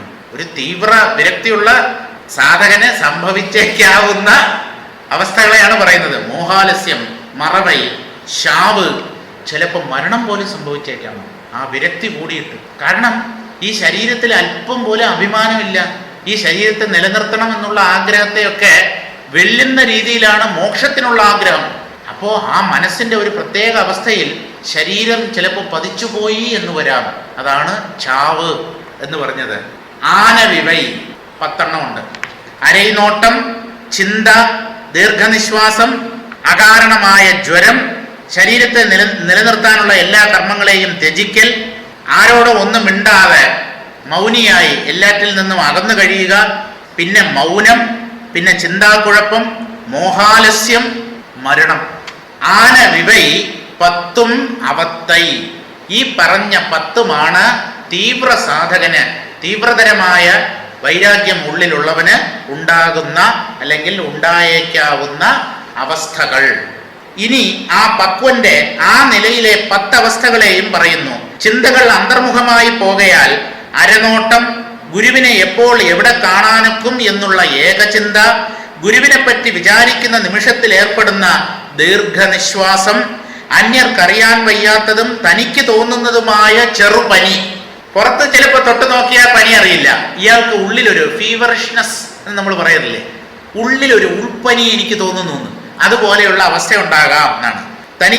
അന്യർക്കറിയാൻ വയ്യാത്തതും തനിക്ക് തോന്നുന്നതുമായ ചെറുപനി, ഉറക്കവും ഊണും ശരിക്കില്ലായ്മ, ഈ വിഷമസ്ഥിതിയെ പ്രകടനം ചെയ്യാതിരിക്കുവാൻ കരുതുന്ന അഭിമാന മൗനം.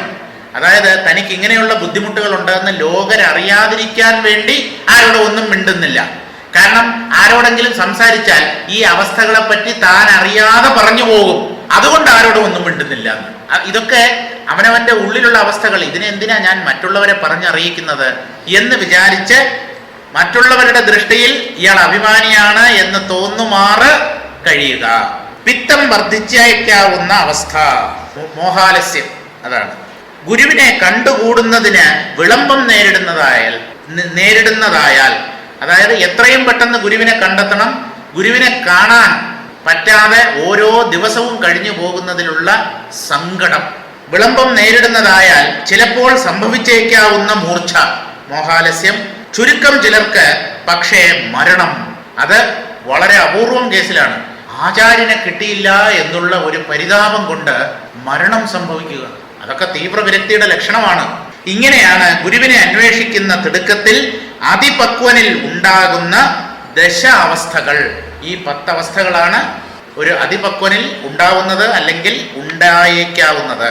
നമുക്ക് ഇന്നത്തേക്ക് നിർത്താം. ഓം പൂർണ്ണമദഃ പൂർണ്ണമിദം പൂർണ്ണാത് പൂർണ്ണമുദച്യതേ പൂർണ്ണസ്യ പൂർണ്ണമാദായ പൂർണ്ണമേവാവശിഷ്യതേ. ഓം ശാന്തി ശാന്തി ശാന്തി. ഹരി ഓം.